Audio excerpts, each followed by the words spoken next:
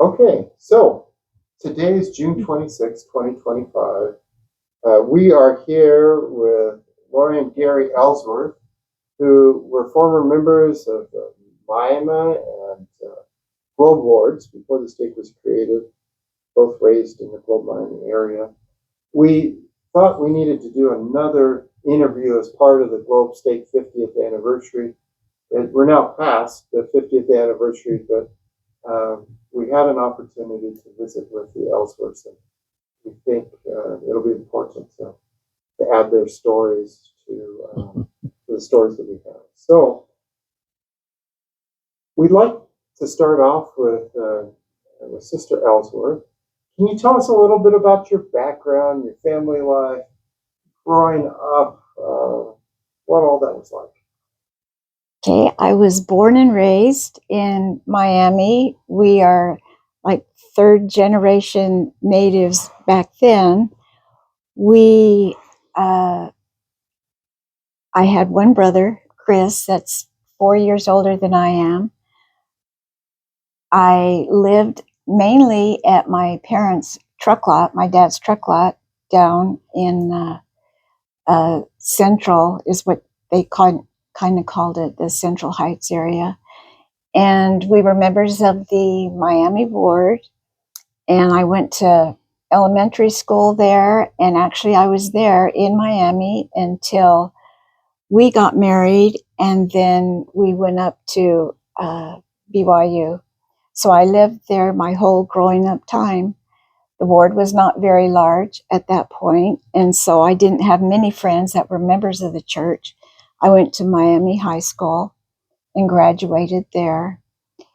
And my parents were very active, didn't begin that way, but later they were. And then I just always remember having lots of friends and good experiences living there in Miami. So speaking of growing up in the Miami Ward, when you were little, did you go to the old Miami Ward building and the old chapel? And can you tell us a little bit about that? Yes, I did. We had the old building. I don't even know where it's called now. It's kind of below the tailings, but that was where we always went. And we had primary on Wednesday afternoons. We would walk there for primary. That's when we had Sunday school and sacrament meeting at 2 totally different times. Mm-hmm. Everything was hardwood in there. I do remember that. And actually, in the old classrooms, they had big, round, beautiful oak tables with a pedestal that was all wood with the claws, and that's what the tables were in all of the classrooms. And before they demolished that building that my dad was kind of over, that he grabbed one of those tables and cut it down a little bit, and I still have it in my living room today. But I remember it being a cold building. Everything was dark wood, and that's what I remember the most about that building. So you remember it being a cold building. Miami is not necessarily a cold place. Why do you think you remember it being a cold building? A cold feeling, I guess, because of all the hardwood and the benches. You know, back then, probably everybody had hardwood benches. But that's what I mean by cold. To me, it didn't have a real warm kind of a feeling. Now, I played, my grandmother was primary president, and so I was about the only one that knew how to play the piano, and so they made me a piano player for primary. And then because I knew how to play piano, my dad figured I knew how to play the organ, and I was made ward organist at, I think it was 10. I was at the age of 10 in that building. Mm-hmm. Yeah. So tell us who your grandmother was. My grandmother was Viva Elizabeth Markham. They were the Markhams. That was my mom's maiden name, was Markham, and they lived way up on the hill by Inspiration Addition School. That's up there. And they were casually active. My mom has told me many times they didn't go very often to church, and I don't know why, but later in their years they did. Mhm. They moved down here and they were very active. Mhm. You say they moved down here. In You live Mesa. In Mesa now. Mesa. Yeah, they lived in Miami. That's where we all grew up, where my grandparents were, and then they moved down here to Mesa because we lived down here. We Mhm. lived here. My folks moved down here to be by us, and then my grandparents moved down here Yeah. to Mesa. So they were here a long time too. So, talk about your parents. Tell us who your parents are. My father was born in Oklahoma. His grandmother has Indian, Native American ancestry. They moved here. My grandpa and grandma Cecil moved here because my grandmother had asthma. And because back then, all the Indian tribes were allotted so much land in Oklahoma when they drove them out of the South. So what my mother did is she had a parcel of land that was worth quite a bit of money. So she sold that land to get the money so they could travel to Arizona because my grandma, for her health, had asthma. So that's how they ended out here in Miami. And the money that they took from the Indian land, my grandfather started a trucking business. And so he started that business, and he also had a boat business that my dad was very active in both businesses. And they lived there in Claypool. I can't remember the name of the street now, little teeny street. No. And so they lived there all the time that I knew them. And that's my dad worked for my grandfather. And then when my dad got older and had the available resources, he bought the trucking, Cecil Trucking, from my grandfather. And then next generation down, when my brother was old enough and my dad wanted to get out of the business, my brother bought it. So that's how we were in the trucking business. And my mother's family lived in the Gila Valley, most of, ancestors, grandparents, and then they moved down here. Forget, we're in Mesa. They moved to Miami, and that's where she was born and raised, was there in Miami. My parents met. There was only one high school, Miami High School. My dad is 4 years older than my mom. And so they knew each other from high school. My dad was not a member. His family had no affiliation with the church. So they met each other in high school. My father was actually student body president at the time, and my mom was a freshman.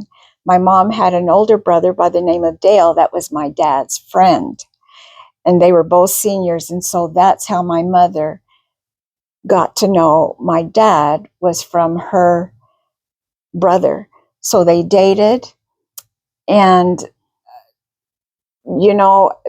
back then, at least in that home, temple marriage was not something that anybody really talked about much or didn't know much about. Even though my grandparents had been sealed in the temple, that wasn't something that they were pushing and had talked a lot about. When my mom graduated, right after she graduated from high school, she and my dad got married. My dad was still not a member of the church, didn't want anything to do with it, didn't want to talk about it. And my mom was trying to prod him into at least having missionary lessons, and he wouldn't do it. Well, a couple years later, after my mom finally decided that wasn't working and she decided not to bring it up again, then he decided on his own that he would like the missionary lessons and to get baptized. So they had been married a little while before my dad got baptized. And it was about 5 years after that before they were sealed in the temple.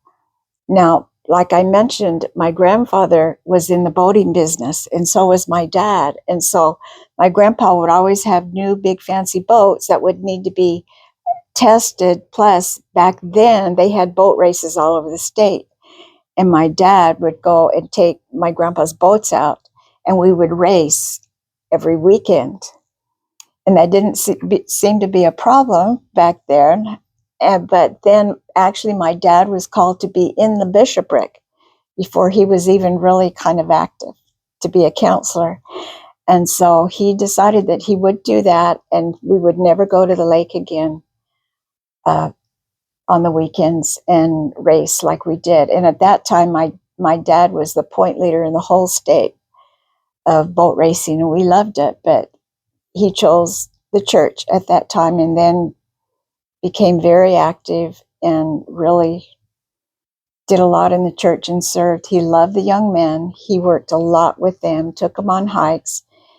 And my dad was a jack of all trades, but he was probably one of the kindest men you would ever know. He was not somebody who would stand up and would have a spotlight on him, or that you would actually pick out in a crowd, or he wasn't what I would call a fantastic speaker. But he was a people person, and people loved him. Gary and I worked in the temple for over 20 years, and I still had people come to me that would come to a session there and tell me all kinds of things about my dad, and that if it wasn't for him, they wouldn't have gone on a mission, or if it wasn't for him, they wouldn't have gotten married because they were fighting, when they were engaged. And I had one just a couple years ago, and they were probably in their 50s, and said because of my dad that they decided to be married. And you always just hear just these little things all over the place about the kindness of my dad and the influence that he had. My mom had health difficulties pretty much her entire life. She had deep depression and other physical ailments, and so she did not participate in a lot of things. And so I would be my dad's partner. Even when he lived down here, he used to live right here in the wing with us when he had his heart attack. And when there would be things at Miami that he had heard was going to happen, or some celebration and he wanted to go, he would always ask me to go with him, and I would go up there, and I was his girlfriend. And we did a lot of things like that because my mom just wasn't able to go do very much. When he was called as the bishop, that was a heavy responsibility. And then to build the Miami building was a huge responsibility, because that is when the mine was on strike for a couple of years. It was. Wow. And people really, really suffered financially. My dad, again, owned a trucking business, so we were able to make money because he was able to see far enough ahead what was going to come. And so he had business from all over the state. So that's how we were able to keep going. But the only way the Miami building could be built, because the board members had no money, was if we did a lot of the work ourselves. And that was hard to get Salt Lake to approve that. You can just imagine. But my dad took charge, and because of the position he was in the state, in other mining deals and the trucking, he was able to use some of his men and all the resources that he had to build that building. And I remember us being just young, primary age, where we had our job too. We would go in and scrub the bricks and anything we could do. So the Miami Ward building was a labor of love, and it was built by the members of the Miami Ward. And that was a time when we were very, very close. And as Gary reminded me, those that worked on the building, their pay was, they got a lot of resources of food and clothing. And I remember one Christmas time, we went down, my dad and I went down to get a huge load of stuff to bring to the people. And actually there was a Desert Industry truck that was following us up. And what they were going to do is we took it, my dad took it to the church parking lot.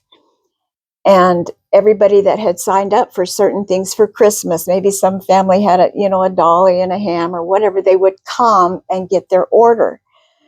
Well, there were some, and it just happened to be our Relief Society president, her order didn't come in. And she had one of the largest families. And so my dad took note of those families that didn't get anything. And he gave me money. And the next day he told me to go and purchase everything that I could with that money so that those families that didn't get anything could do it. And you know, probably to this day, those families don't know who did it. And that's the kind of man that he was. So let's talk a little bit about the building. Do you remember the dedication of the monument building? Oh, I do. Yes, I Tell us do. about that. President Kimball came to dedicate it, but he was not the prophet at that point. He was the president of the Quorum of the 12.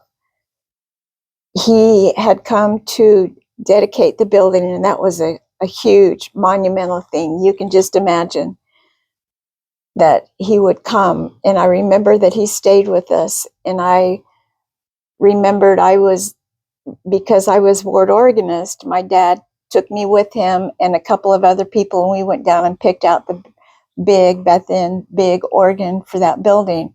And so I helped pick it out, and then I was going to be able to play it for the dedication. And Bruce Redford's mom, what was her name? I can't remember. Sister Redford? Joanne. Yes, wonderful person. Yes, and she Gwen was. Haney, they were the directors. And I remember that day very well with President Kimball. And this is really tacky, but they had programs. And after the end of it, I went up to President Kimball and I asked for his autograph. And I still have that program that he autographed. And inside of the building, I don't know if it still is now. Is it still that mauve purple color? I have no idea. That's what it was back then. And I remember my mom told me to go and buy as many flower arrangements as I could that had like purple in it. So I remember that color purple and President Kimball being there for that. And that was a very special day because he spent a lot of time with us, with our family, because in those days they stayed with the families. Even though it was a different state, that was 90 miles away, 100 miles away, where the state president was. And so he was with us quite a bit. Did you ever met President Kimball before? Not before then. Not before then. What was your impression of him when you got to? Well, I was very young. I bet I was 12 or 13. I don't remember. But I remember him being very small and very, very gentle. Very gentle. And just being around him, you could just feel the love. Just the love oozing from him and caring about you, and just his soft, gentle nature. I remember that more than anything. Only because you're talking about it now, I'll add one thing. When there was the 175th anniversary of the church, I was in Salt Lake, and we went to a dance that the church had for that celebration, and I felt great warmth and just this marvelous feeling. And I turned around and looked. It was President Kimball and his wife were dancing. And we were 10, 15 feet away, and you could feel the spirit of him. So sorry. Yeah, no. But and one more thing about President Kimball is, I don't remember the year, but President Mattice was the new stake president at St. Joseph's Stake. And he asked my dad to be his counselor, which is really, stepping out of the comfort zone, because everybody usually was from around up there. And to have my dad selected from clear down here, and that meant a lot of traveling for my dad during the week. And it was hard because Miami my mom to Thatcher. because my mom was not doing well, and you know, he owned a business and traveled a lot. So anyway, upon being called into that position, President Matthijs got a personal letter from President Kimball. They kind of knew each other, and they were family associates because they had grown up right there in Thatcher together. So he wrote a very personal letter to President Matthijs, and he said, "I do not know President Cecil, but just being around him, I can tell he is a spectacular person and he will do great in this position, and how wise you were to pick him from, you know, another town to be able to bond everything." But the thing that struck me, I still have that letter, and it said at that point to President Matthijs, yeah, it was Matthijs. Mm-hmm. And it said in there, maybe I shouldn't broadcast this, but it's too late now. He said, "I probably shouldn't say this," but he said, "I feel to tell you that I feel strongly that there will be a temple in the Gila Valley in not too long." And to have heard that, it was like, that'd be in the you know, the last place, because that was a long time ago. And that was so interesting to see that prophet, seer, and revelator prophesy about that temple in the Gila Valley. And that was a special thing. Well, so talk to us a little bit about the St. Joseph stake, because that was the stake you were in most of your growing up years. What was it like going to stake activities? Do you have particular memories of traveling out there? We did, and back then we did road shows that we loved doing. Now, when you are in a road show, you travel. Well, all the wards up there were close together, but the Globe Miami ward, we were far away. And so, but we took our turn too. Everybody had to come down here. So in those kind of things, and like dance festivals, we would bond, and especially girls' camp. I mean, we didn't go to school with each other. We had really no other opportunity or chance to be with them. So any kind of a stake activity, we would, you know, try to make ourselves available and be a part of it, being in that. And I really liked that, especially girls' camp. That was very, very important. So that was fun. And back then, the church always did one or two special productions, like maybe a Reader's Theater or something like that. And so we would be with them. And still to this day, I'm pretty close friends with a lot of those that we haven't seen each other in 50 years. But we built a lot of bonds being with them. Where did you go for girls' camp? We went a couple of different places. Oh my goodness. What was the one? It was in New Mexico, Camp Cibola. Camp Cibola. It was in New Mexico, and we had those old tents, you know. And it was nice because they forced you to be with other members of the stake, because you would have your girls that were first year, second year, third year, and that's who you bonded with, not necessarily your ward people that were. And the higher up you got in your, how many years you'd gone, you were actually in the tent with them. Yes, back in those days, we did the tents. And that's where we would go. And we loved it. That was our time to keep that friendship going. And also that was really interesting and very nice about that stake is when we had stake conference. And at that time, there were the 2 sessions on Sundays, and they would provide lunches for those that were coming from the Globe Miami area to Thatcher to stake conference. And they were very enjoyable. And so at least I wasn't that close to the individuals. We did play some sports against teams from the Gila Valley that were part of our stake. But the stake conferences for me were very enjoyable, very enjoyable. Like Gary said, there were 2 on Sunday, and they were 3 or 4 hours apart. So that was hard for us that had traveled up there. It's like, where do you go? And at that stake center, they had huge pecan trees. Yep. Remember that? Oh, yes. So then we We'd would just sit out there in Sit our outside. blanket Yep. for 3 hours waiting for conference. Yep. Again, we would do that every Sunday, but we were valiant. Yeah. Everybody was Yep. valiant about going. Yes. Well, before we get into, I mean, we need to talk eventually about your dad and the creation of the state, but why don't we go to Brother Ellsworth? And can you tell us a little bit about your background, your growing up, your family, a little bit about their history? I will do it, and I'll keep it as brief as possible. Well, my family, I'm actually a fifth generation native of Arizona on both sides of my family. And my family, thankfully, were some of the earliest members of the church.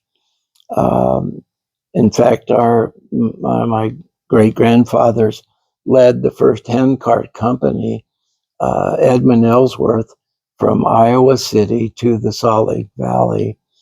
And that's obviously my father's grandfather, and his other grandfather was Jacob Hamblin, who was very close to the Native American tribes in the Southwest, and obviously was a member of the church.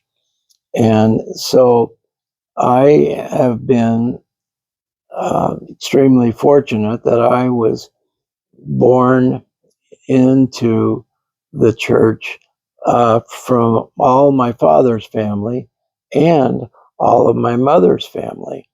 Now, my mother's family were originally from Denmark, and they came to the Pinedale area and had logging and sawmills in that, and then also they were the Webbs, who had been members for generations also.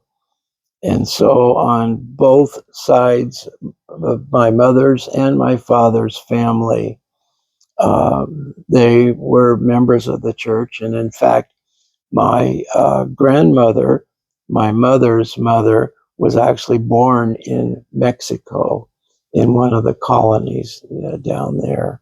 I just want to interject something very quickly. Both of our family, we both had relatives in Nauvoo. I was going to bring that up. Oh, were you? Okay, I won't say it then. You say it. Okay. Well, we took our 4 sons back to Nauvoo long before the temple was rebuilt. And we went in just to see where our families had been. And we went to the office that maintained the history of Nauvoo. And our families were next door neighbors in Nauvoo back in the 1800s. We have the plot numbers and everything. Everything. Next door. And that was quite fascinating. And then back in 2015, we were called to serve in the Nauvoo Temple for about 7 months. And we enjoyed being able to see that. And Lori's family is related to John Taylor, one of the presidents of the church. And so that's part of her family. And we've been very, very blessed with our ancestors in the church. Now, we ended up my grandfather, excuse me, that led the handcart company across, was eventually asked by Brigham Young, whose daughter he had married, to come to Arizona and to open up settlements. He actually is buried in Show Low. And my family, my mother's family was from Pinedale and Lakeside, and my father's family were from Show Low and Eager also. But I was actually born in Snowflake because that was the only medical area that existed, and we lived The first 5 years or 6 years of my life, we lived in Shiloh, but my father had sawmills, and we moved to Globe because he had sawmills at times with my grandfather, my mother's father, in Qatar. Then they built a sawmill in, believe it or not, in San Carlos, and they had a mill in Safford, and we lived in Globe. And then eventually, as my father was called as bishop, he had sawmills in Carrizo and Cibique, which are on the White Mountain Apache Reservation. So my father, while he was bishop, drove 70 miles or 90 miles a day each way to go to work. And I actually, in my summer, worked on the log pond at the Carrizo mill, and he broke his ankle in a softball game up in Snowflake, and I hauled lumber from White River to Globe every day, 5 days a week. I was 17 years old, and so that's how we ended up in the Globe area. It was unusual to have the sawmills and the logging and the lumber background that we had, and then to live in Globe. But it was kind of a central area. And more importantly, we loved the area. And I grew up with some fantastic people, and many of them were members of the church. It was small, but I had some wonderful, wonderful friends that I grew up with, all of whom served missions. And that was unusual from the Globe Miami area at that time. But we all served missions. Where did you serve? I served at the time, it was Uruguay, Paraguay. And I was gone less than a year because I had back problems and I was sent home. And I was really blessed because 2 members of my mission became general authorities. And in fact, one of them, we went to Provo to the language training mission. That's what it was back then, the LTM, not the MTC. And then he went with me as my assistant all the way to our mission in Uruguay. And that was then Bishop and then Elder Dean Davies was my companion when we left the LTM and went to our mission in Uruguay. I was very, very blessed and fortunate. So, and again, I grew up with some very wonderful members of the church who were intellectually very strong, who were active in music, in sports, and in the leadership of the high school. I was the student body president my senior year, and the year before had been one of my good friends who was a member of the church, and he was student body president. And for 2 members of the church to be student body president in Globe High School, where the church was very small, was really a surprise, but we had a good time. What was it like? What was the ward like? And what was the chapel like at that time? Well, I was, we were there when the Globe Chapel was in its original construction, and then I was there for the major renovation when it was expanded too. And the old cultural hall became the new chapel, and then we had an additional cultural hall to it too. But it was wonderful. Again, we were blessed with some just fantastic people. Now, we also, when I came back from my mission, I spent the summer also assisting the youth in San Carlos. And so we had relationships in the Globe area with some of the members of the San Carlos tribe in the church also. And I had gone to school with a lot of them. And so we had that. And literally, I I have said this many times. I literally grew up in one of the finest places in the United States because I had great friends and good leaders, and we were able to participate in many, many things together. So, we'll probably had let both of you tell this story, but if you want to start us out with, how did you meet Sister Ellsworth? I mean, she was Okay. in the Miami Ward, you were in the Globe Ward. Yep. How did that And happen? well, she told you about the racing in the boats and all that.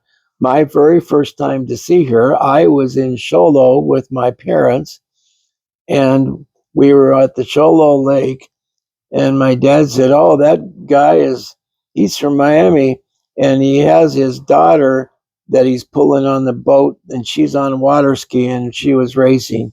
That was Lori. And then her dad was bishop of Miami Ward. My dad was bishop of the Globe Ward. So we kind of knew a little bit about people. But the thing that was odd to me, we both grew up in Globe, Miami. Those are not big towns. One ward in one ward in the We other. didn't know each other. Our dads were bishop. We had no idea. Well, the people I knew, each one of us were. I knew the older people than her because most of my friends in the church were a year older than me. So we didn't have joint activities at all between Globe Miami. We were very competitive. But my senior year in high school, our football team in Globe High School lost the football game with Miami High School. I went over to present the copper kettle that Globe High School had the year before because we had won. I presented it to the student body of Miami High School, and I looked down on the second or third row of the auditorium. I saw this really cute young girl, and it was Lori. That was actually the first time. And I asked one of the people, I said, "Well, now who is that?" And they told me, and I said, "Oh, her dad's the bishop in our church in Miami Ward." So that's actually how I met her. Then I went on my mission. We knew each other quite well during that time. I had gone to BYU, and then I went back up to BYU on my sophomore year. And my roommates and friends and I were all working for the school during registration to get classes and everything. And I was there where people would come in to get, they had little cards for their classes. And who came in? Lori. And we started dating at that time. And Thanksgiving night of that year, I asked her if she would marry me. And we were married on my grandmother's birthday of February 2nd, which is Groundhog Day of the following year. So, okay. And we've been extremely blessed, and I think we both had wonderful lives growing up in the Globe Miami area. Now, we moved to the valley, to Mesa. When I finished my bachelor's degree, we came to Mesa. I had my master's degree at ASU. And in the profession that I was in for nearly 50 years, I was a CPA. Our first job, we went to New Mexico, and my boss there was the stake president of the stake there in Albuquerque. And I worked for them about a half a year, and we wanted to come back to Arizona. And we came back and lived in Mesa. And again, we've Been here ever since. we've been here ever since. And we've, Lori's been in ward and stake relief society presidencies. I was bishop. I was a counselor in 2 other bishoprics and a high council.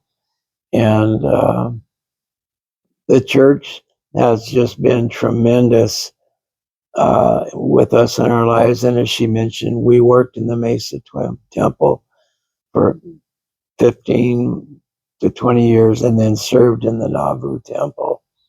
And it's been a wonderful experience.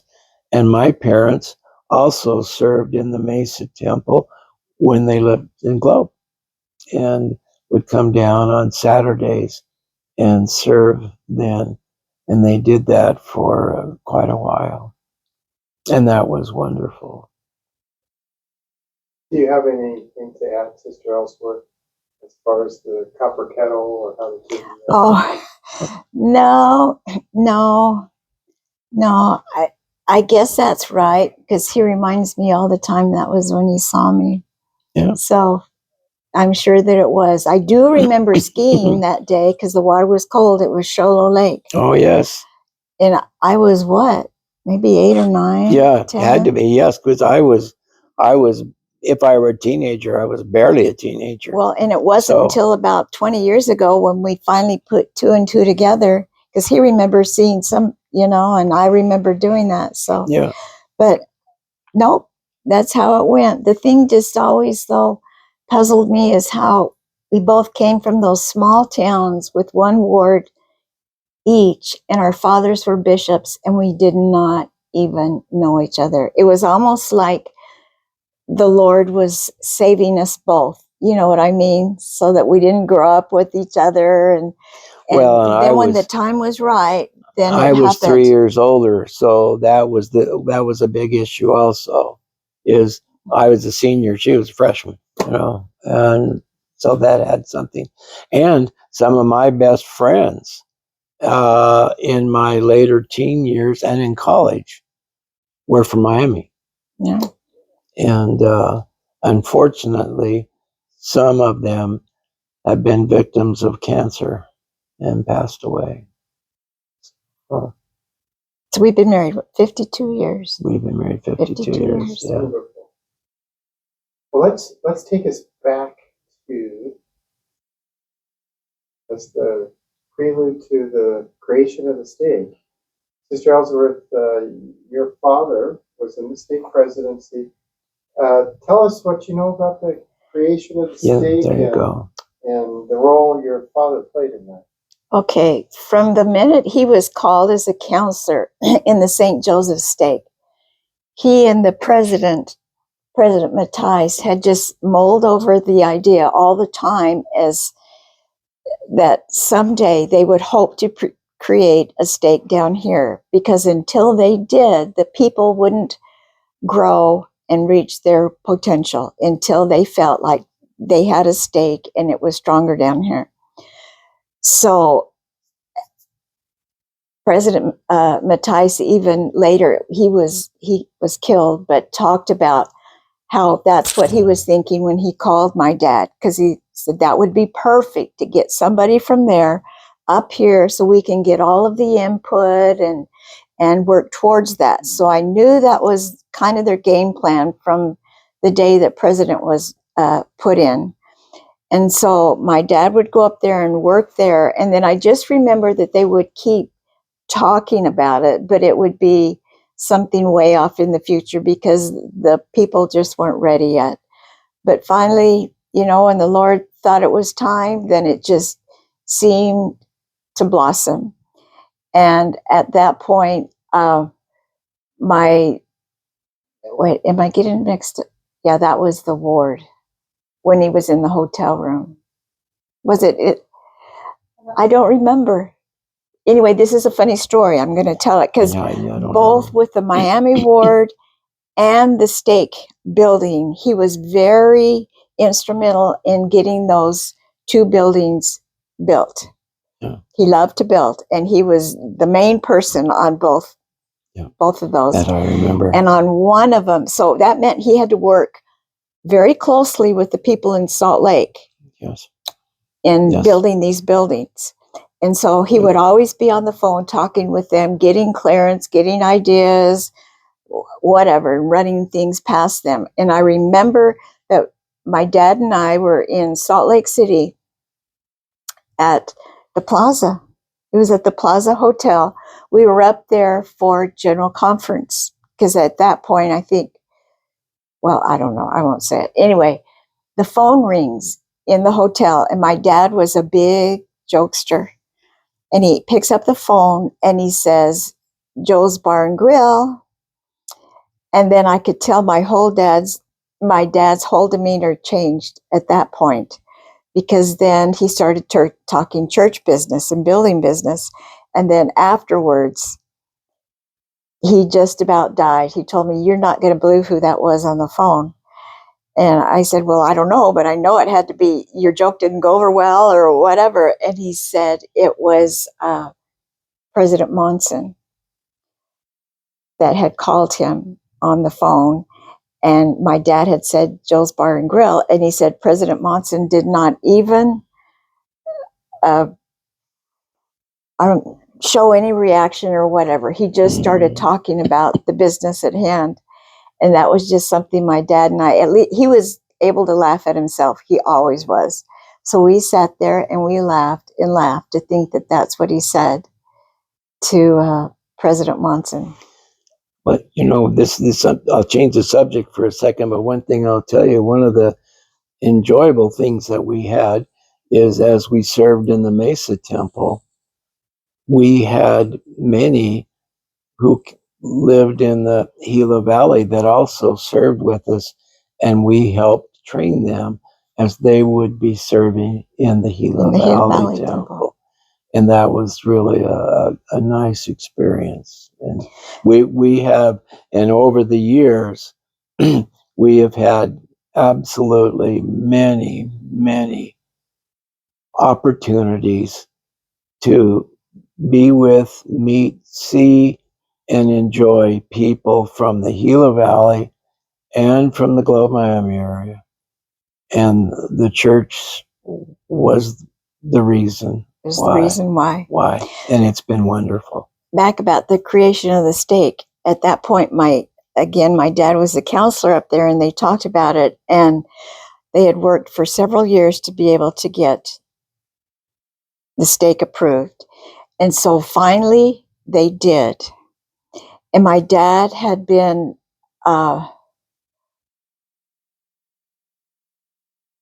I'm getting myself confused. Anyway, he had been stake president for 5 years. And then, no, he was stake president. I don't know what it was. He asked to be released early. It was probably from his calling up there, so that he could spend all of his time heading up the building at the Globe Stake Center. Stake Center, yes. Because that's what he loved doing. Yeah. He didn't have any formal education or anything, but he always told me he wanted to be an architect, and he was somebody that could build anything. He had great ideas, and he had the resources. And so he took over. He gave up his church calling, per se, and took over the building of the Stake Center.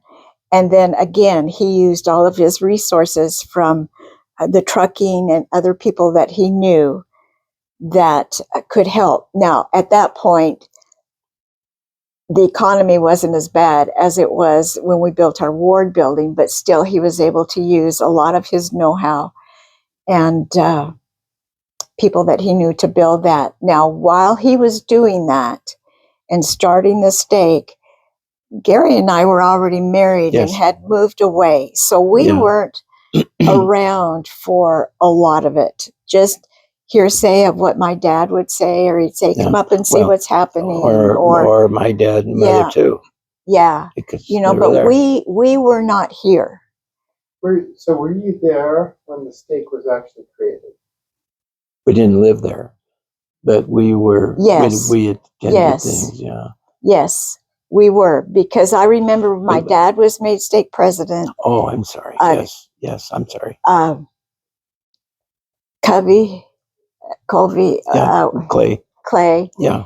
and the man from Kearney, or I can't remember his name. No, I can't remember.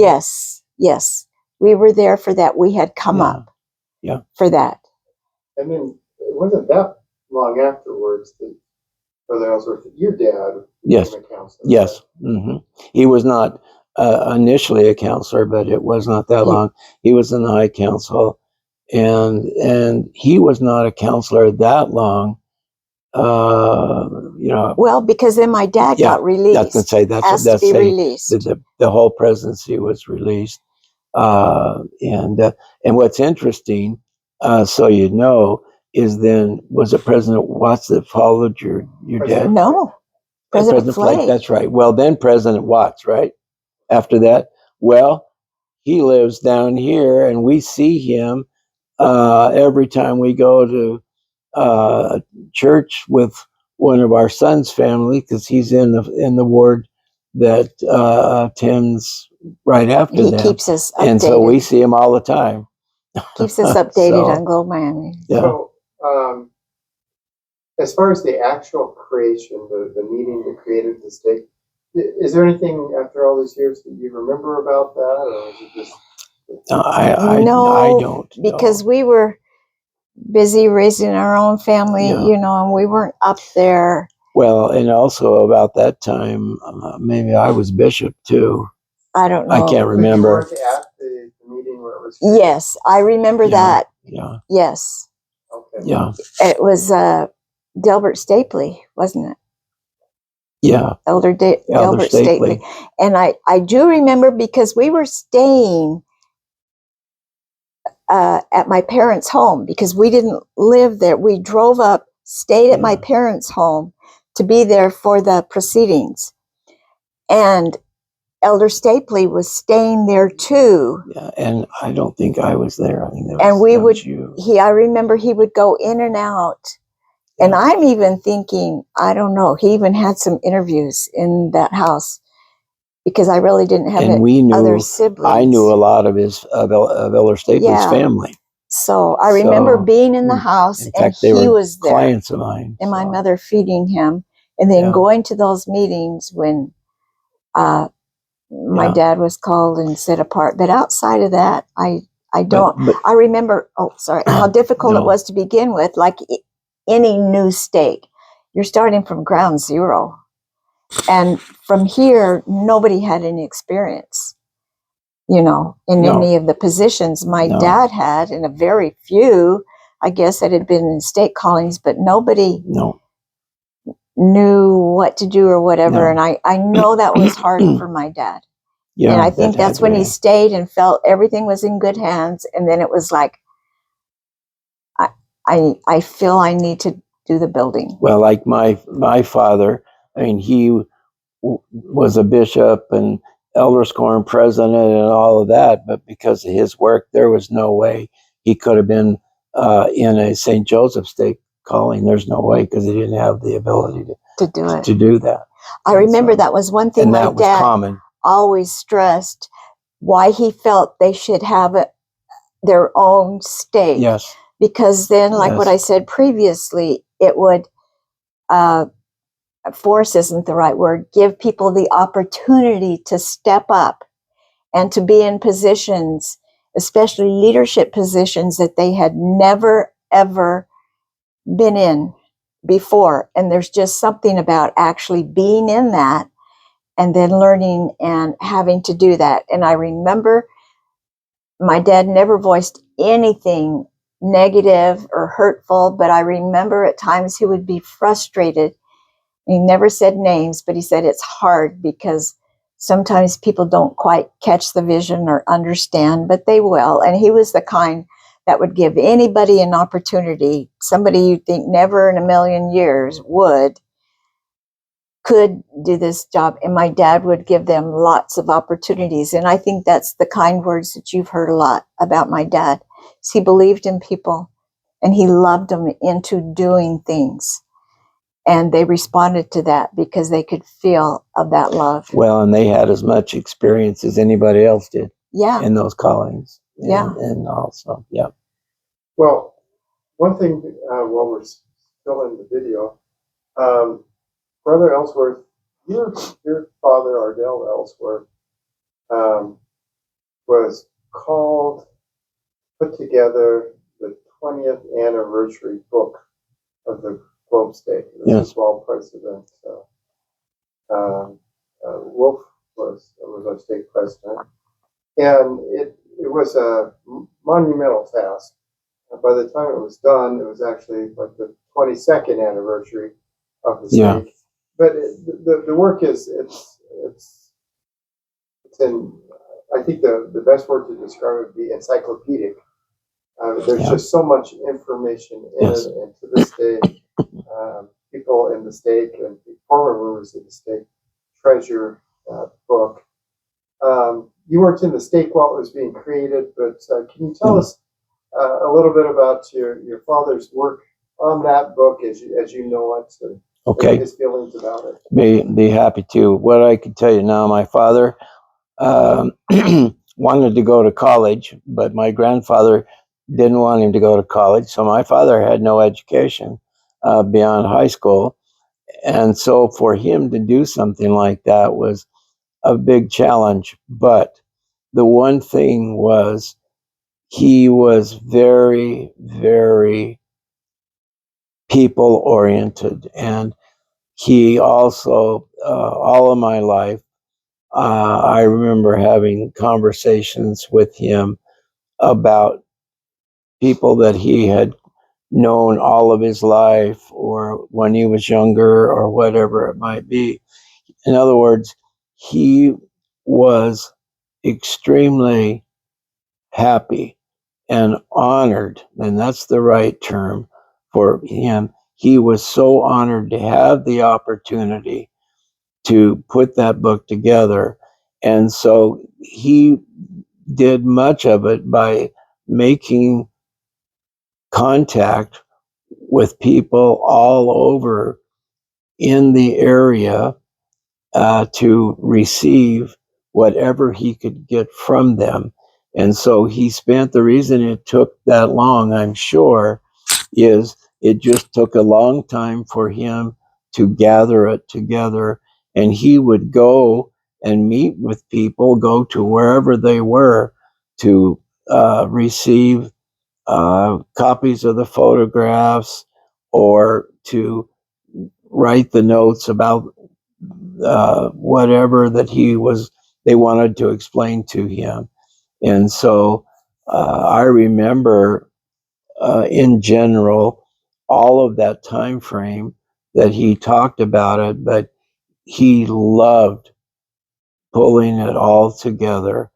And the reason was very simple, is he loved where we had lived and all the people that he had served with within the St. Joseph stake, all in the Globe, Miami area, and all over. And again, having been in the business that he was in for years in the lumber industry, he had contacts. And then when I was ready to leave for my mission, he literally built that drive-in, the fast food place, and they opened that business while I was gone on my mission. In fact, he actually built that building with the signs and the lettering from what I had drawn when I was in high school, and he built it. And from that business, then he got to see a lot of people from the area and from the Gila Valley on a regular basis. And that was what really motivated him. And again, my father and mother, just like Lori's father and mother, were very, very devoted members of the church. And I know in the discussion I had with him at times, he felt that he was actually extending part of what our great grandfather had done by leading the first handcart company across the plains to the Salt Lake Valley. Is he kind of thought he was being given that opportunity and that honor to gather information on that kind of an opportunity or assignment. And again, he felt, since he didn't have the ability to write and type and all those kinds of things that normally would be needed for an author, he felt that he had received a calling from the Lord and was motivated on that kind of basis. Well, before we finish up, a couple of things. First, is there anything that either one of you would like to add? Maybe something you thought of as we've gone by, and with the other questions that you'd like to bring up. And the second thing would be, would you be willing to leave us with a brief testimony? I can't think of anything else. You really? No. Just, it's been really nice to be able to go back and think through those experiences. I just came from there again today. I was up in Pine Top driving through, and when we take our boys right now and the grandchildren, we go up to the cabin. They go through Miami, and maybe what do you want to say? They have a few questions about what it was like growing up here, and both of us have told them it was the best place on earth to grow up in. The family, the ward, the school. I didn't have all the strong school people that he did, but there were so many wonderful, wonderful opportunities, and we're so grateful that we both grew up there, because we had some tremendous learning experiences and from our fathers and the service that they gave. When thinking about my testimony, I immediately thought about my dad being a convert.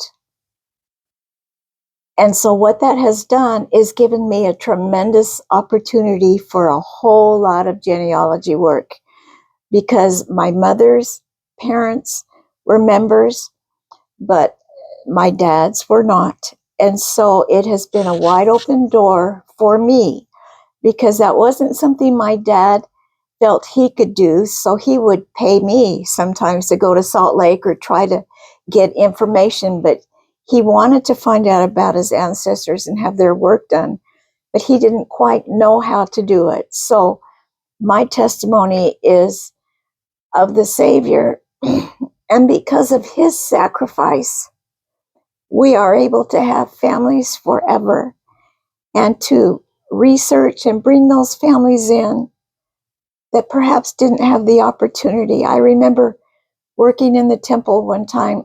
I was in the sealing room, and I listened to the sealer. He was sealing some proxy people. And in one of the lines of the sealing ceremony, it says, "As though you had been born in the new and everlasting covenant."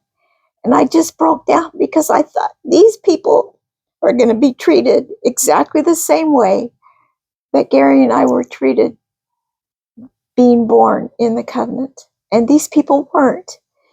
And because of that, our Savior were able to do that. Now, and my dad had a very good, strong family that has wonderful stories, but we're not members of the church. His mother was very supportive. Actually, his parents had their funeral in the church, and that was at the request of my grandmother. And every Sunday, she would watch church.